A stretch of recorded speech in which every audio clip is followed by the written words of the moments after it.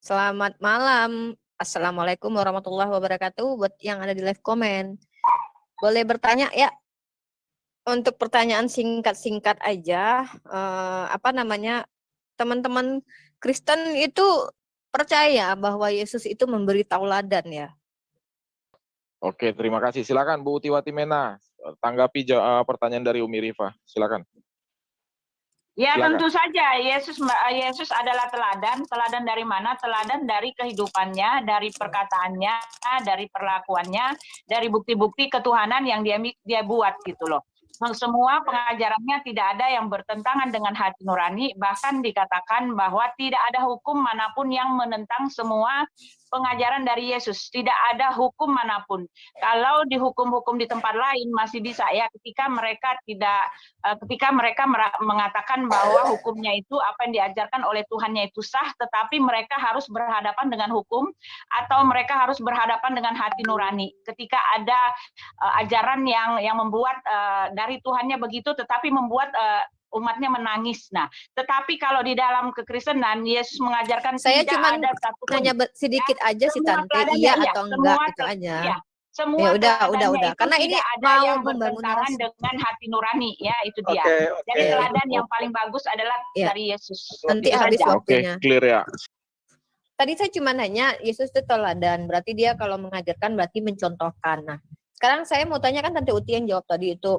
Ini yang Kejadian 3 ayat 16 ini itu untuk Hawa dan keturunannya, semua perempuan atau kita juga. Ini Tante, firman Tuhan ini Tante. Saya bacain ya biar nggak lama waktunya. Kejadian 3 ayat 16. Firman-Nya kepada perempuan itu, susah payahmu waktu mengandung akan kubuat sangat banyak, dengan kesakitan engkau akan melahirkan anakmu. Namun engkau akan berahi kepada suami dan ia akan berkuasa. Ini perkataan Tuhan ini untuk khusus Hawa saja atau semua perempuan, Tante Uti? Jawab singkat aja. Udah gitu aja untuk semua. Oke, baik. Nah, pertanyaan saya, Yesus itu kan ini kan firman-Nya Allah ini adalah Allah sendiri, berarti kan Yesus sudah ada di dalam Allah, harusnya kan begitu. Nah, tauladan yang saya tanyakan korelasinya adalah, bukankah Yesus mengajarkan untuk mengasihi orang tua ya, Tante ya? Ya langsung ke pertanyaannya Bu Rifa. Iya, enggak benar ya, konfirmasi dulu. Benar enggak Yesus mengajarkan untuk benar, Oke, kalau Yesus memang mengajarkan mengasihi orang tua dan dia memberikan sebuah ya kalau ini tidak dikatakan kutukan atau apa ya, kutukan lah ya, sakit itu terhadap perempuan melahirkan itu kan sebuah kutukan dari Tuhan. Kenapa dia justru memilih lahir dari seorang wanita padahal dia sudah katakan, "Hei wanita, kalian itu akan bertambah sakit nanti ketika melahirkan." Nah, dia justru kenapa gitu loh. Udah tahu dia bakal Maria itu akan kesakitan kalau dia menjadi seorang bayi di dalam perutnya. Kenapa dia justru menjadi bayi gitu? Bukankah itu menyakiti Maria? Sementara dia kan mengajarkan untuk mengasihi orang tua. Kasih di mana begitu? Kepada Maria yang adalah ibundanya gitu, atau jangan-jangan dia tidak mengasihi Maria gitu. Oke, segitu aja pertanyaannya. Oke, ya, terima untuk kasih. Itu dulu, yang untuk tema ini itu dulu. Ya, ada dua sih. Kasih. Ya, sabar. Silakan Bro Cito Sapologet menanggapi dari Umi Rifa. Silakan di take over Bang Kasih Sejati. Iya, benar. Umi Rifa, jadi gini ya, di dalam Alkitab itu jelas dikatakan firman menjadi manusia. Silakan di take over Bang. Jadi kemanusiaan Yesus itu, kelahirannya memang sudah menjadi proses lahirnya manusia. Jadi itu tidak menyalahi yang namanya apa yang diajarkan dalam Kejadian 3:16, karena firman sudah jadi manusia, maka dia mengikuti proses manusia, natur manusia. Hanya Yesus manusia satu-satunya yang tidak berdosa, dan dia satu-satunya manusia yang lahir dari wanita perawan, dan dia manusia satu-satunya yang benihnya dari Allah, yaitu firman. Tapi proses menjadi manusia itu, ya Yesus manusia yang sempurna. Itu aja jawaban saya. Terima kasih. Oke, terima Boleh kasih saya Bang tanggapi? Kasih Sejati. Bentar Bu Rifa, saya kasih dulu ke Bro Charlie kalau mau menambahkan. Silakan. Untuk Umi Rifa ya, Bro Charlie. Silakan Bro Charlie. Sorry suaranya di mute. Ya, jadi sebetulnya kalau di kitab Kejadian 3 itu tidak dikatakan bahwa Tuhan itu mengutuk wanita. Tidak ada itu.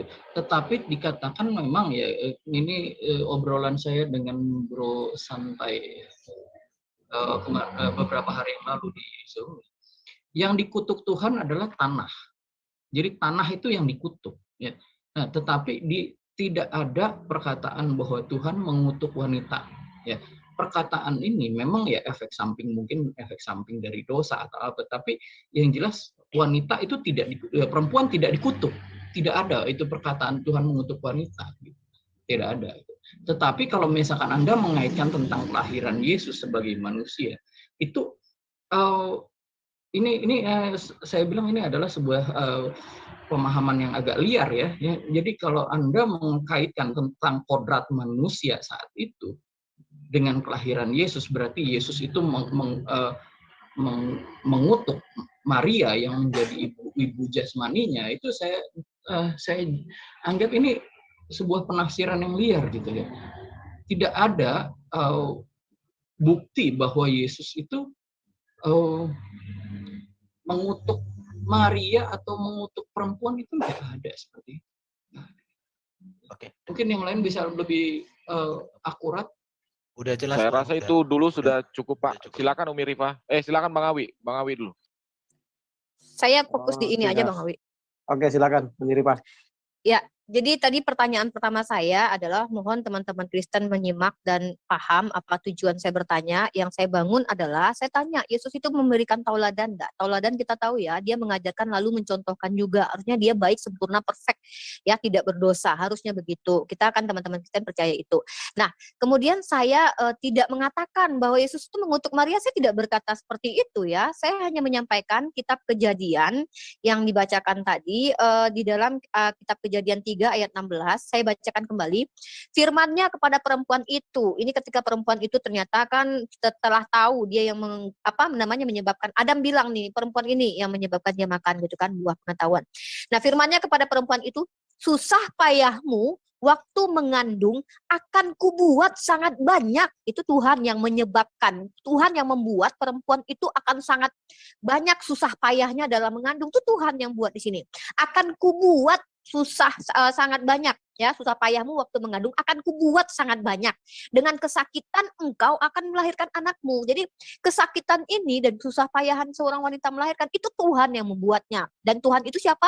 Adalah Yesus itu sendiri. Nah, ketika Yesus sendiri mengajarkan di dalam hukum Taurat untuk mengasihi orang tua, dan orang tuanya yang perempuan adalah Maria, dan dia yang menyebabkan perempuan merasa sakit ketika mengandung. Kenapa dia justru memilih jadi bayi menyakiti ibunya? Tapi dia ajarkan kasihi orang tuamu. Ini seolah-olah berkontradiksi sifat Yesus gitu loh. Nah, jadi di sini apa hikmah yang kami umat Islam bisa lihat dari kebaikan Yesus yang katanya mengajarkan patuh kepada kasih kepada orang tua, tapi dia sendiri yang menyebabkan perempuan sakit mengandung, tapi dia juga memilih menjadi bayi yang menyakiti perempuan itu gitu loh. Hikmahnya apa? Dan itu pertanyaan saya untuk dikonfirmasi lagi, hikmahnya apa kok Yesus jadi seperti itu gitu. Makasih. Nanti ada terakhirnya nanti dari saya.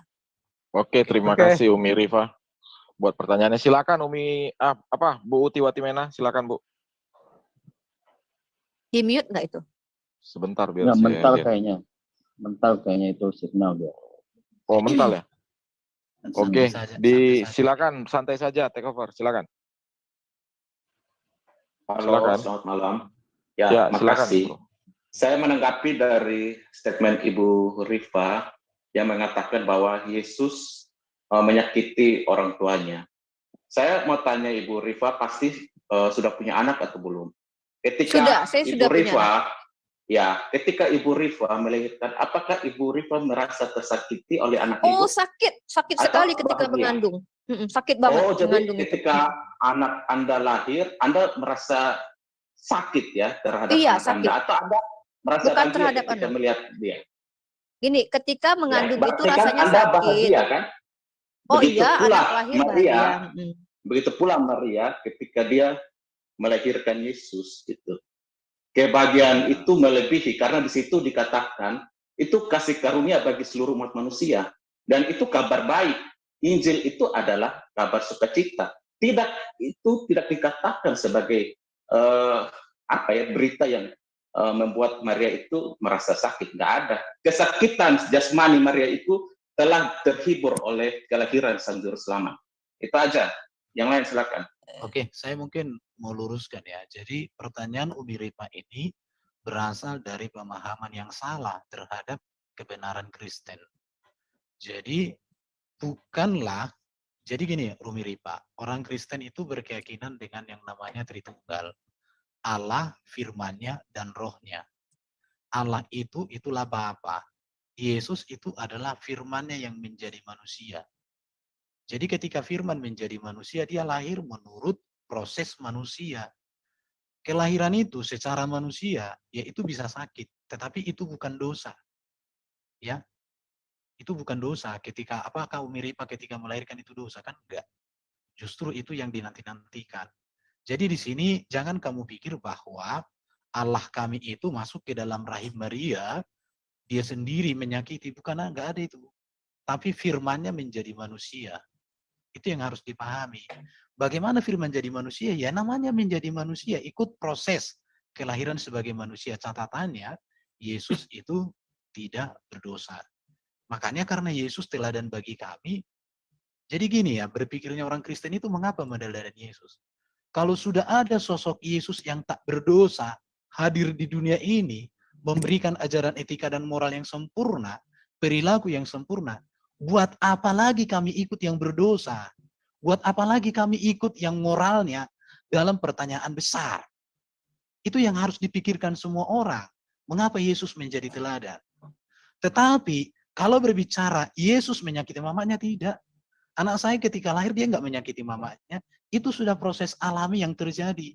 Dan itu sebuah suatu ketetapan Allah yang sudah Allah buat ketika manusia itu jatuh dalam dosa. Itu Murifa ya. Jadi jangan, yang harus saya tegaskan lagi sama Murifa, jangan kamu berpikir bahwa Allah Bapa kami itu masuk ke rahim Maria, enggak. Tapi firman-Nya menjadi manusia. Ingat itu ya. Oke, saya tanggapi. Terima kasih buat Bang Kasih Sejati. Silakan Bang Awi.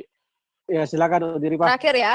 Terakhir mudah-mudahan bisa dipahami. Jadi saya tidak mengatakan bahwa yang menjadi anak adalah Allah, itu Bang Erben itu nggak ada ke sana. Jadi yang perlu ditegaskan di sini adalah, bukankah teman-teman Kristen percaya segala sesuatu itu terjadi karena firman? Di sini tertulis di dalam kitab Kejadian 3, di dalam ayat 16-nya, firman-Nya. Jadi firman-Nya berarti ada andil Yesus di situ. Kepada perempuan itu, susah payahmu waktu mengandung akan kubuat. Yang membuat susah payah mengandung atau sangat banyak itu adalah Tuhan itu, Tuhan Bani Israel, dan Tuhan yang kalian katakan Tuhan kalian itu dengan kesakitan. Nah, kalau seandainya menurut Bang Erben perempuan nggak tersakiti sekarang, berarti ya firman Tuhan Bang Erben nggak berlaku sampai selama-lamanya. Ini yang berkatakan siapa? Sakit susah payahmu waktu mengandung akan kubuat sangat banyak, dengan kesakitan engkau akan melahirkan. Ditetapkan begitu oleh Allah Bapa itu, yang di dalamnya masih ada firman Yesus. Saya nggak tahu ya firman apa dalam Allah Bapa atau masih di luar waktu itu, saya nggak tahu ya. Jadi artinya bukan ada kaitannya dengan Trinitas kita bahas Bang. Nah, tapi ternyata katanya Yesus yang mengajarkan di dalam hukum Torah, salah satu hukum Torah mengatakan, ya, kasihilah atau hormatilah orang tuamu, dan orang tuanya tidak bisa dibantah, yaitu Maryam. Ini adalah seorang wanita. Dia menjadikan rasa sakit mengandung, susah payah mengandung, tapi dia memilih menjadi seorang anak yang mana menyebabkan pernyataan Tuhan itu terhadap Maria yang wanita ini, yang belum pernah bersetubuh dengan laki-laki, itu terjadi kepada Maria itu. Teladan macam apa itu, gitu loh. Itu satu. Nah, kemudian saya tutup pernyataan saya ini dengan bahwa di Galatia 3, 23-25 saya bacakan, sebelum iman itu datang, kita berada di bawah pengawalan hukum Taurat dan dikurung sampai iman itu telah dinyatakan. Jadi hukum Taurat, ini di sini tulisannya hukum Taurat ya, di mana di dalam termasuk untuk mengasihi orang tua. Jadi hukum Taurat adalah penuntun bagi kita sampai Kristus datang, supaya kita dibenarkan karena iman. Sekarang iman itu telah datang, karena itu kita tidak berada lagi di bawah pengawasan penuntun. Jadi kalian itu sudah tidak hidup di bawah hukum Taurat, termasuk mengasihi orang tua. Apakah karena itu? Maka Yesus ini katanya teladan, tapi terbantahkan dengan perilaku Yesus yang adalah di dalam Bapa menyatakan bahwa sakit susah perempuan dia yang buat, lalu ujuk-ujuk dia menjelma firman-Nya itu menjadi manusia, membuat sakit perempuan itu, mengandung dan susah payah, sangat banyak. Ini kata firman Tuhan Anda loh, bukan kata saya loh. Saya enggak tahu Maria waktu itu sakit apa enggak, harus kita tanya sama Maria, tapi ini pernyataan Tuhan Anda. Nah, kemudian dia mengajarkan, kasihilah orang tuamu. Macam mana dia bisa dikatakan teladan? Mengajarkan tapi perilakunya justru membuat perempuan ini sakit, susah payah gitu loh. Menjadi seorang bayi. Dan terkait ini, apakah korelasinya dengan Galatia ini? Kalian tidak hidup di bawah penuntun lagi, hukum Taurat, yaitu salah satunya kasihilah orang tuamu gitu. Dan ini kenapa Yesus ketika ada ibunya berkata, mana orang tuaku? Inilah yang mengikuti firman Tuhan lah ibu dan saudaraku. Padahal ibunya lagi depan rumah loh dia.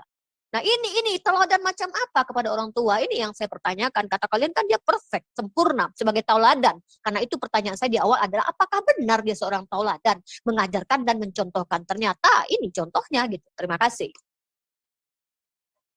Oke, terima kasih Uniripa. Kami lanjut ke penanya berikutnya ya. Sebentar. Bagi seorang wanita yang normal, melahirkan itu bukanlah sebuah beban yang membuat dia menjadi merasa bagaimana gitu ya. Justru wanita itu bangga kalau bisa melahirkan. Justru wanita itu sedih kalau dia tidak bisa melahirkan. Itu menurut saya nggak tahu Umi Ripa ini seorang wanita tapi pikirannya, perasaannya kok nggak seperti wanita ya. Saya nggak ngerti bagaimana. Saya membacakan firman Tuhan Anda loh. Kok perasaan saya dibahas di sini? Kita enggak bahas perasaan. Dengar dulu. Jangan ngerocos lah. Jadi kalau kamu seorang wanita yang punya perasaan, pemikiran sebagai seorang wanita, maka melahirkan itu adalah sebuah kehormatan. Dan itulah yang dikatakan di dalam kitab kami. Tetapi perempuan akan diselamatkan karena melahirkan anak, asal ia bertekun dalam iman, dan kasih dan pengudusan dengan segala kesederhanaan. 1 Timotius 2:15. Jadi melahirkan itu satu kehormatan. Karena Tuhan juga yang memerintahkan manusia untuk melahirkan. Walaupun di dalam melahirkan itu ada orang merasa sakit. Tetapi kalau dipikir-pikir juga ya, kalau kukaitkan dengan kita, mungkin kamu nggak akan keberatan. Isa dengan Maryam itu dilahirkan di pohon kurma, nggak ada kawannya. Kok bisa? Itu sebenarnya harus kau pikirkan, karena Yesus kau anggap bisa. Kok bisa seorang wanita melahirkan di bawah pohon kurma tanpa ada bantuan orang lain? Jadi sebelum kamu bertanya, pikir dulu. Pakai perasaanmu, nalurimu sebagai seorang wanita, dan pakai juga kitabmu perbandingannya tentang Isa dengan Yesus. Walaupun saya nggak setuju dengan Isa itu.